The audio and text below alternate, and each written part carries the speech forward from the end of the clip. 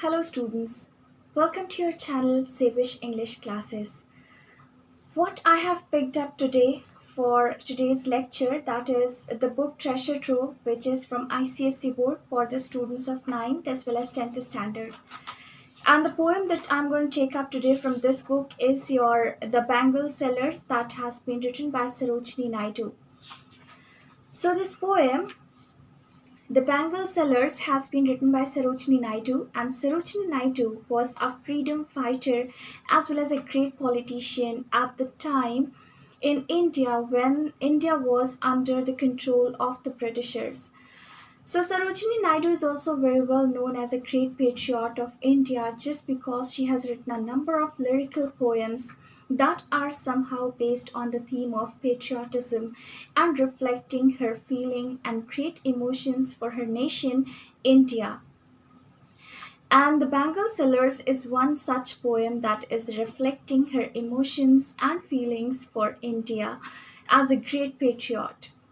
Actually, the poems that she has written, some of the poems are in the bazaars of Hyderabad, then this poem, The Bangle Sellers, then she has written The Gift of India. These are such poems which are there in ICSE or ISC syllabus at present itself. So, when we go through these poems, there is something in common in all of these poems, and that is her great sentiments for her nation that reflect. Actually, Sarojini Naidu was also given the title of the Nightingale of India for writing such melodious and lyrical poems that had got the theme of patriotism somewhere or the other. So she was given the title of the Nightingale of India just because she used to write such melodious poems that could be compared to the melodious voice of the nightingale. So in this poem, The Bangle Sellers, we see something in common with In the Bazaars of Hyderabad. Now, let us try to analyze her other poems as well so as to understand this poem, The Bangle Sellers, in a better way. Actually, Sarojini Naidu was born in Hyderabad and she loved Hyderabad, she loved the market of Hyderabad, she loved the market of India as a whole. And at that point of time, when she wrote this poem in the bazaars of Hyderabad, actually, India's entire wealth had been drained away to the foreign place. Actually, Britishers had been continuously draining the wealth as well as the raw materials of India, and they were taking away the raw materials of India to their own nation so as to change them, convert them into finished goods, and then the same finished goods were being sold in India itself. So this is how India was losing its raw materials as well as its wealth by purchasing those finished products that were made of their own raw materials but not in their nation but in the foreign nation.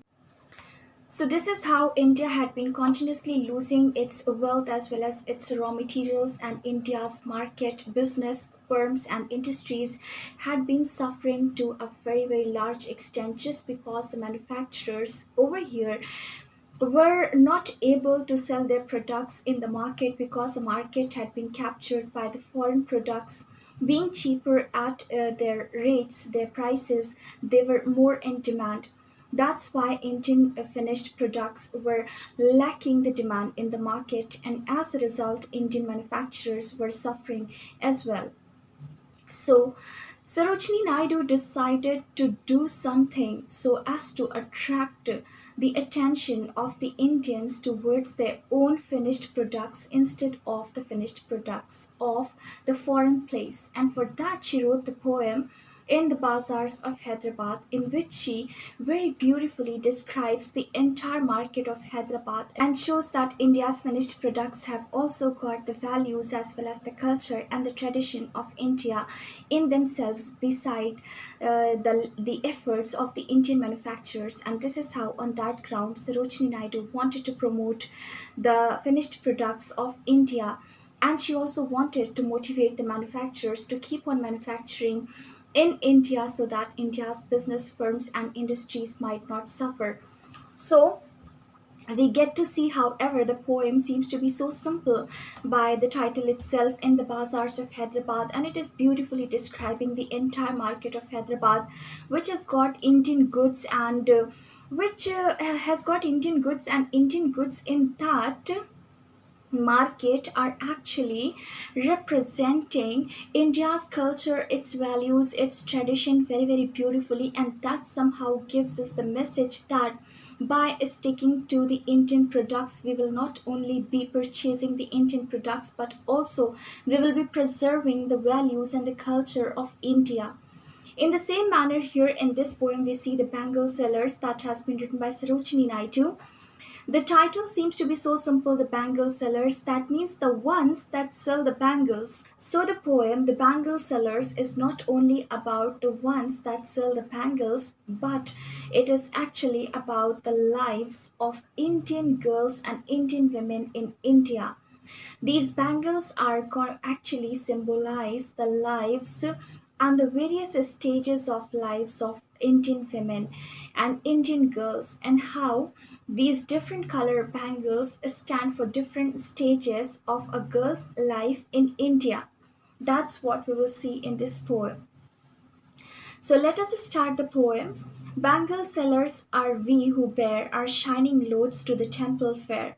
Who will buy these delicate, bright, rainbow tinted colors of light, lustrous tokens of radiant lives for happy daughters and happy wives? So the bangle sellers are saying here that they are the ones who carry the loads. Loads here referring to the loads of the bangles, and that's why it has been said the shining loads. Shining loads, actually, the bangles are shining, they are lustrous. That's why it has been referred to as shining loads. So loads actually referring to the bangles. And bangle sellers are saying that they are the ones that carry the shining loads, that means the multicolored bangles, to the temple fair. मतलब जो मेला लगा हुआ है temple में, temple के पास, वहाँ पर वो लेकर के जा रहे हैं बैंगल्स को, शाइनिंग बैंगल्स को, मल्टी कलर बैंगल्स को वहाँ पर बेचने के लिए. Who will buy these delicate, bright, rainbow tinted circles of light? There they are asking who is interested in purchasing these bangles. Delicate bangles, delicate because we know they are made of glass, and as soon as it falls down or something happens, then it can easily break into pieces. That's why here it has been referred to as delicate, means delicate bangles. बहुत ही नाजुक, bright color bangles. They are rainbow tinted. Rainbow tinted means they are multicolor in their colors. Their colors are multicolor, you know. Circles of light, just because the bangles are circular in shape and just because they are multicolor, they keep on shining all the time.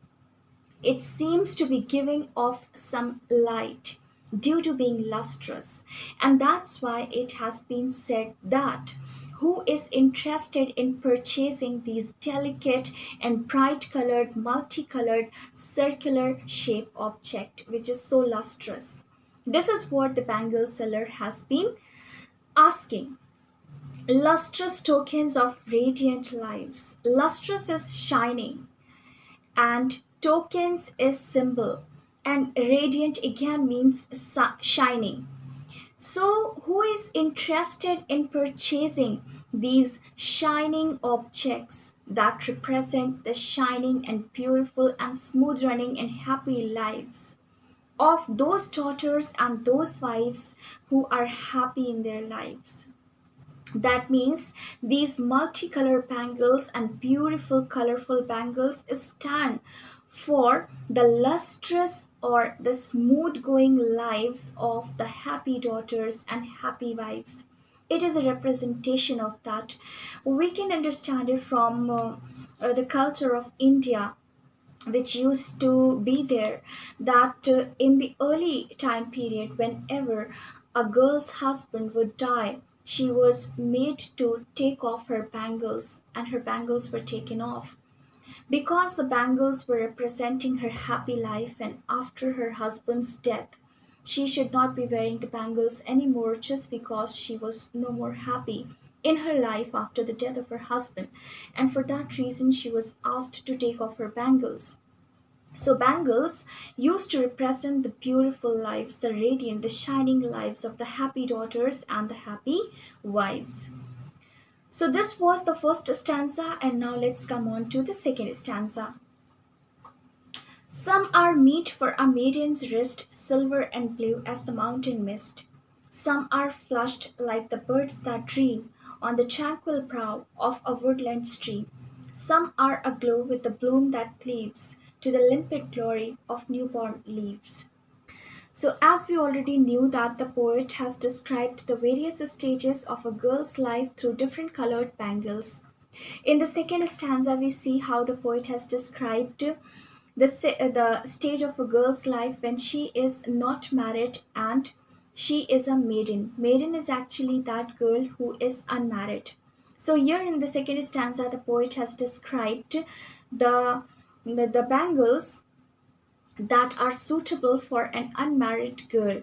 So here, some are meet for a maiden's wrist. That means those bangles that are suitable for the hands of an unmarried girl. Silver and blue as the mountain mist. These are those bangles that are generally silver and blue in color. Now let us understand about the silver color. Silver color is actually a color of chastity, virginity, and purity. And an unmarried girl, being a chaste, virgin, and pure, can wear the bangles that are silver in color. And blue in color is actually a representation of freedom, you can say. Blue color is actually a color of a sky, and sky represents freedom. It represents liberty, and it represents, the height. So here we get to understand that an unmarried girl has no responsibility, and she has no, you can say, problems or tensions. She is completely free from all sorts of tensions and responsibilities, and therefore she has a lot of dreams that take her to heights. And therefore silver and blue color, which is the color of a mountain mist. Mountain mist means when we are on the mountains, we get to see that there is a combination of a fog with the cloud, and due to which it seems to be a silver and a blue color combination there. So this is how this combination of bangles are suitable for the girls who are yet unmarried. Some are flushed like the buds that tree. That means some bangles are flushed like the buds. That means some bangles are suitable for those girls who seem to be flushing like the buds. Here, a figure of speech has been used, and the figure of speech is simile.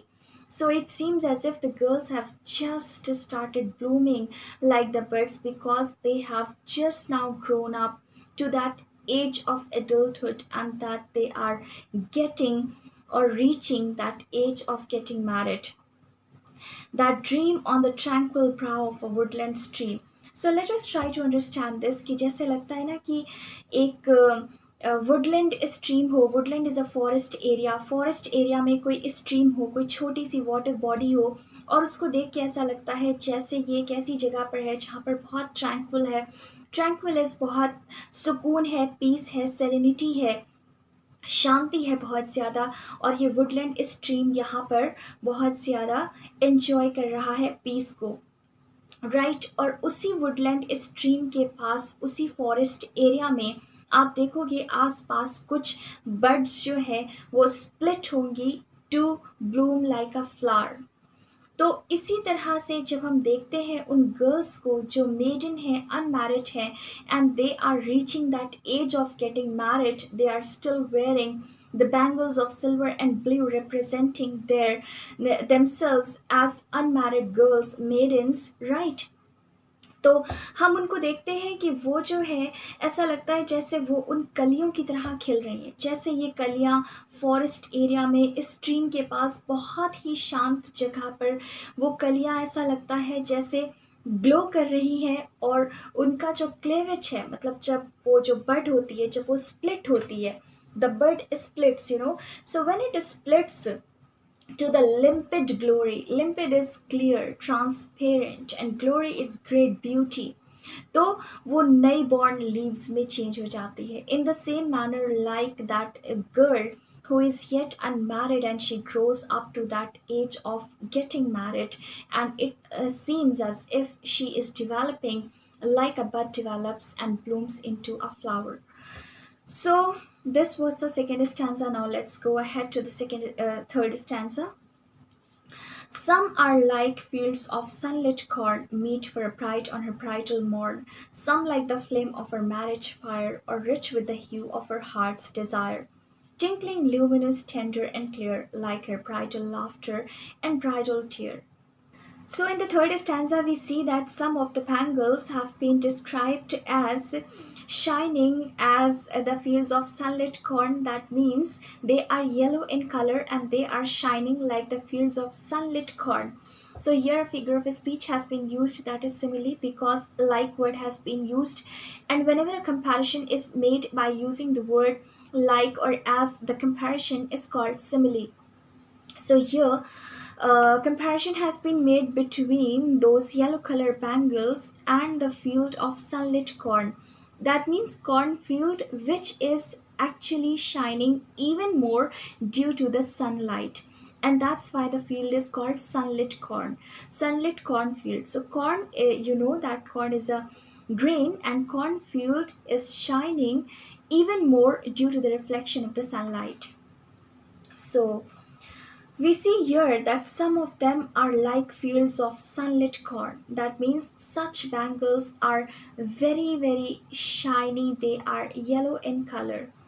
Meet means suitable for a bride on her bridal morn. That means these bangles are suitable for that girl who is a bride who is getting married. And these bangles are suitable for her on her bridal morn, means on her wedding day morning.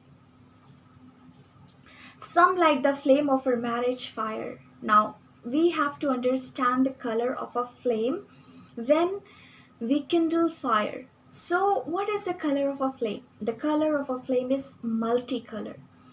It seems to be consisting of all the shades, and that's why here this the poet is saying some like the flame of her marriage fire.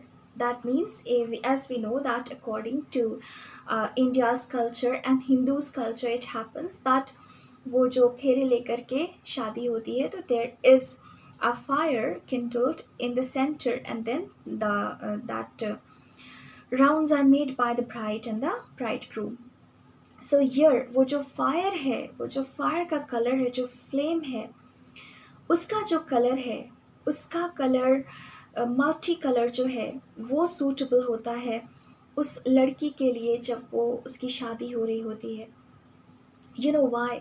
Because वो जो flame का colour है, जो कि ऐसा लग रहा है हर कलर से कंसिस्टेड है, सारे कलर्स से मिलकर के फ्लेम बनी है, बिल्कुल वैसे ही उस वक्त उस लड़की के दिल में ख्वाहिशें होती है, ड्रीम होता है, डिज़ायर होता है, जो ऐसा लगता है कि दुनिया की सारे ख्वाब उसने देख लिए हैं. She has got all the dreams in her heart. और rich with the hue means colour of her heart's desire. तो ऐसा लगता है जैसे इस फ्लेम में सारे शेड्स हैं, बिल्कुल वैसे ही इस वक्त इस लड़की के दिल में सारी ख्वाहिशें हैं, बहुत सारे ख्वाब हैं. To start a new life after marriage. Tinkling, luminous, tender, and clear. Tinkling is a kind of a sensation. Luminous is a kind of a shine. Tender is soft, and clear is limpid. Like her bridal laughter and bridal tear. Means जैसे इस वक्त वो mixed emotion में होती है. It is said that at the time of adieu, at the time of farewell, a girl has got the mixed emotion of both happiness as well as sadness. She is happy to start a new life with her husband, but she is sad to leave her parents' house forever after marriage. So she has got a mixed emotion at the time of farewell. So here it happens that ऐसा लगता है जैसे अलग अलग sensation, अलग अलग तरह का शाइन, फीलिंग, सॉफ्टनेस रिफ्लेक्ट हो रहा है उसकी दो तरह के इमोशन से, मिक्स्ड इमोशन से. मिक्स्ड इमोशन मीन्स हैप्पीनेस का इमोशन एंड सैडनेस का इमोशन. हैप्पीनेस के इमोशन को ब्राइडल लाफ्टर कहा गया है एंड सैडनेस के इमोशन को ब्राइडल टीयर कहा गया है.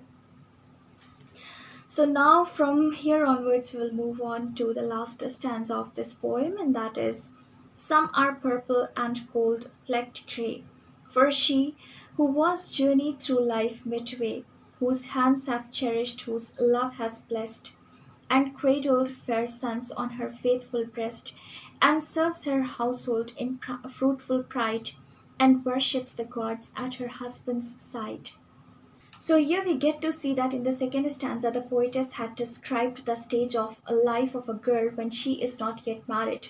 In the third stanza, the stage of life of a girl had been described when she is getting married, and in the last stanza, the stage of life of a woman has been described when she has already journeyed halfway after her marriage.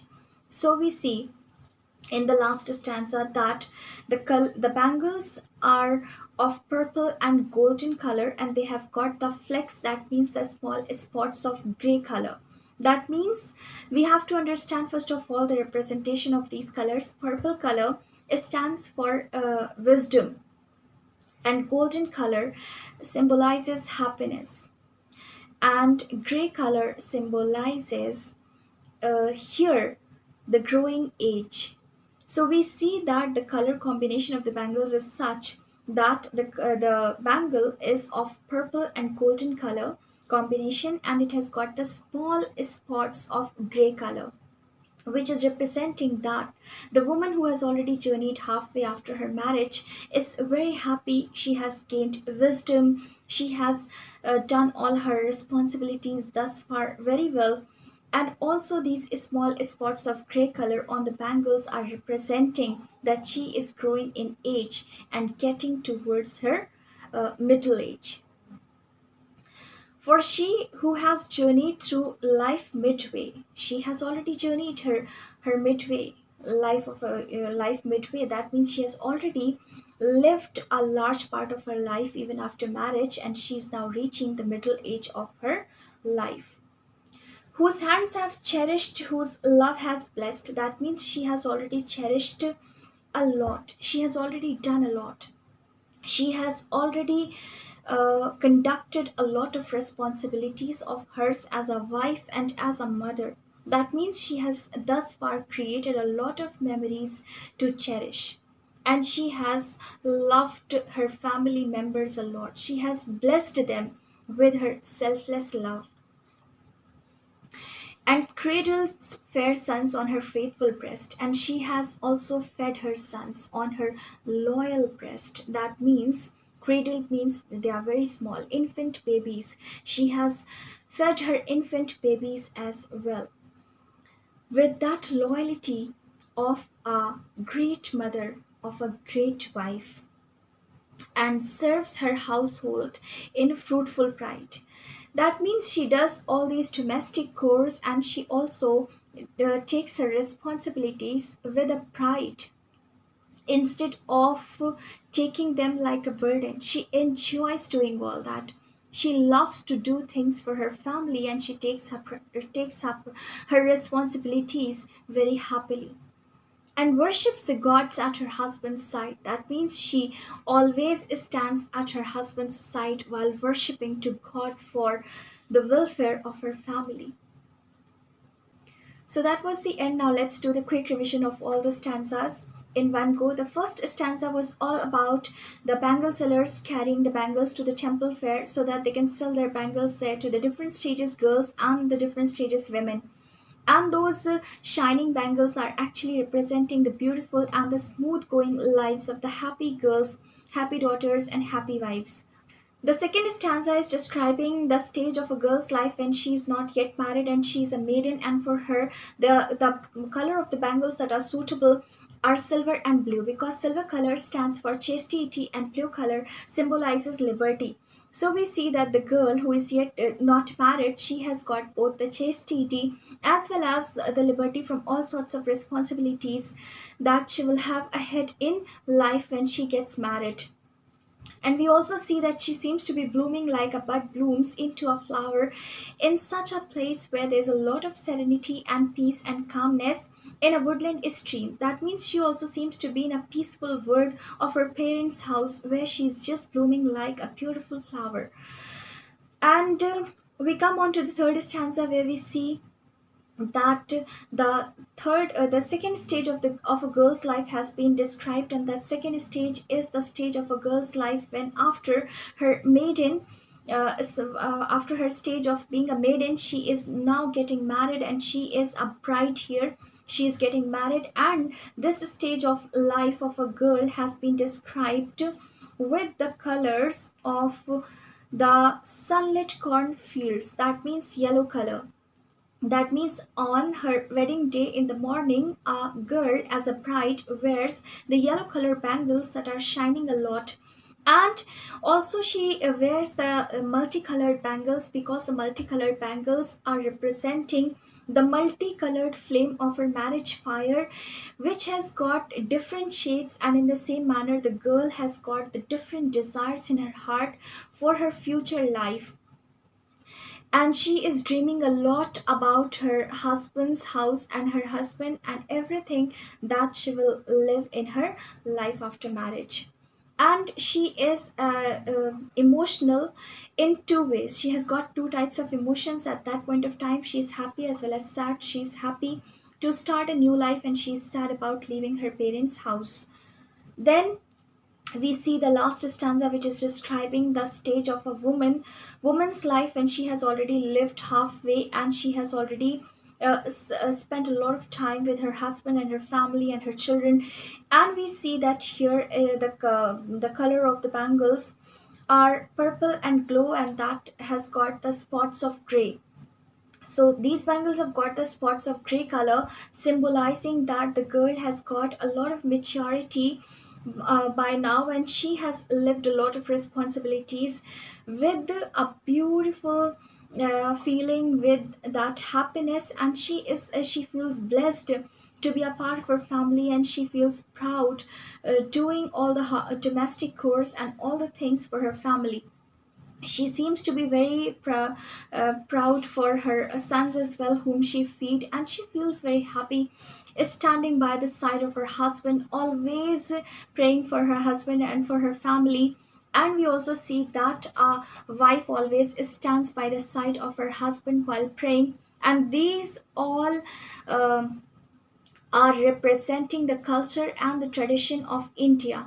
So we see that it's not only about the bangles or about the bangle seller, but about the stages of a girl's life, and also how she carries herself in those stages and what all she does, and through her activities and the way she conducts her responsibilities and the way she stands by her husband's side, we get to see the culture and the tradition of India that India has always followed. And this is something that distinguishes India from other countries in the world. That's what Sarojini Naidu wanted to convey as a message from this poem, The Bangle Sellers. I hope you understood the poem. If you have actually liked the explanation, please click like and subscribe to the channel. Thank you so much for watching.